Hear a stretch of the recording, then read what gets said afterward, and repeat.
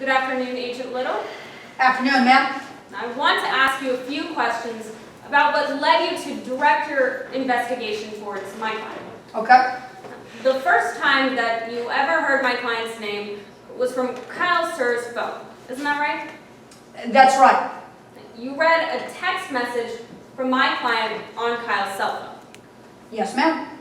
That text, it didn't say, "Bring me the money," did it? No, ma'am. It didn't. It didn't say, "Don't forget your blue mask," did it? No, ma'am. Jerry Powell was inquiring about dinner at 12:58 p.m. So that text, that caused you to direct your entire investigation towards my client. It didn't say anything about a robbery, did it? That wasn't the only thing that led me to direct my investigation. Directing you back to my question, that text didn't say anything about a robbery, did it? Yes, that is correct. Okay, now I want to talk about the other evidence that you gathered at the crime scenes. Okay. On August 29th, the crime scene there, you didn't find any fingerprints belonging to my client. No, ma'am. On September 9th, at that crime scene, you didn't find any fingerprints belonging to my client.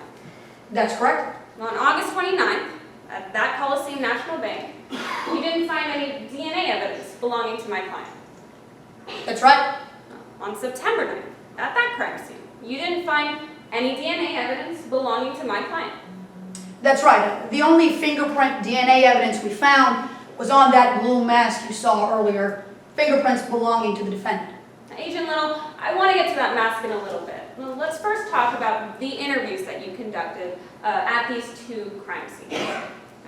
You testified on direct examination that from these interviews you learned that the robbers were wearing trench coats, hoods, blue masks, and gloves. Do I have that right? Yes, ma'am. The eyewitness testimony told me that as well as the video surveillance. So the second robber left Coliseum National Bank on September 9th wearing a trench coat, hoodie, a blue mask, and gloves, right? That's right. That robber also left the bank with 5 envelopes stuffed with cash. That's correct. One of the envelopes was actually dropped. I retrieved that. The second robber also left with $11,000 worth of cash. That's correct. You investigated my client's apartment, didn't you? Yes, ma'am. In that apartment, you never found a trench coat, did you? No, ma'am. You never found any gloves. No gloves. You never found those 5 envelopes. No envelopes. You never found $11,000 in cash. That's right, ma'am. All you found was this mask. That's correct. This mask. It's pretty common, isn't it? Yes, ma'am. I'd say so. You can find the mask at Party City, Target, Walmart. So, Agent Little, if I were to walk out of this courtroom and walk into a Walmart, I could probably find a mask pretty similar to this, right? Probably. If they have it in stock, I would assume so. Probably wouldn't cost me that much either. That I wouldn't know. Seems plastic. Probably not. This mask, you didn't find it in my client's bedroom, did you? No, ma'am. I found it in a closet.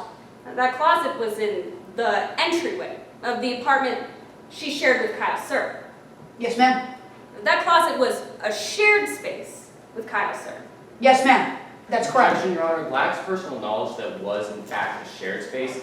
This witness was not living there. She can say that it appeared to be a shared space, but the question calls for something that she couldn't possibly know without being a co-occupant of that apartment.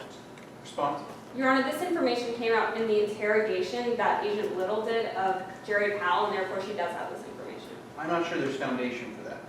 Nonetheless, counsel, you're given extreme leeway on direct examination to get this witness's opinions and inferences without significant foundation. I'm going to afford the defense the same opportunity.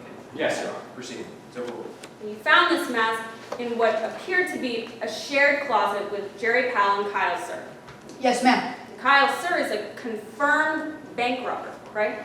Yes, ma'am. Kyle Sir was the gentleman who died on September 9th. In fact, when Kyle died, he was wearing a mask just like this one, wasn't he? Identical. And I want to talk about the interviews that you conducted with witnesses at the crime scenes. Okay. On August 29th, you interviewed a couple dozen people, right? That's correct. None of those people were able to give you any information about the height of the second robber. No height, no age, no ethnicity, no weight. So you weren't given any information about height, age, ethnicity, weight from all of those interviews? Objection, Your Honor, cumulative. This witness just testified to that. It's overruled. You can repeat the question.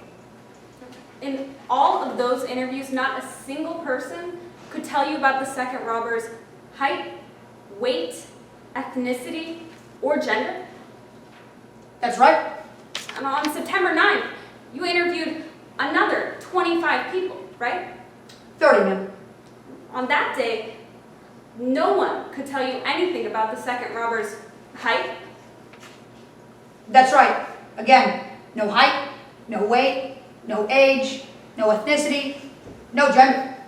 So in both of your sets of interviews, not a single person could provide you with any demographic information about that second robber?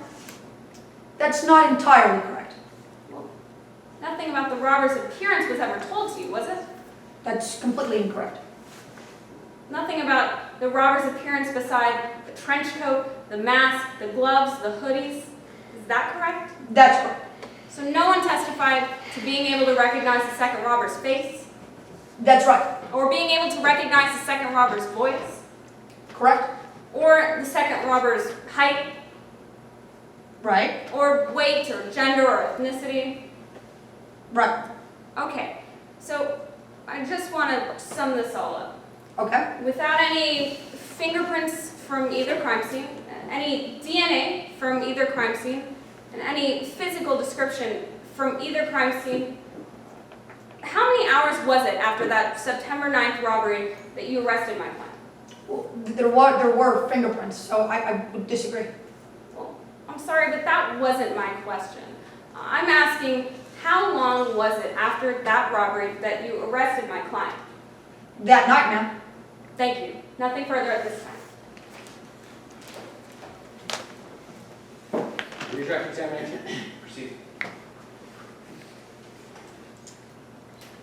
Agent, on the phone you found on Mr. Sayre's body, were there any other text messages between the defendant and Mr. Sayre other than the one you just testified to? No, sir. That was the only one. Thank you, Agent. Your Honor, I have no further questions at this time. May this witness be excused? Ms. Jones, is there further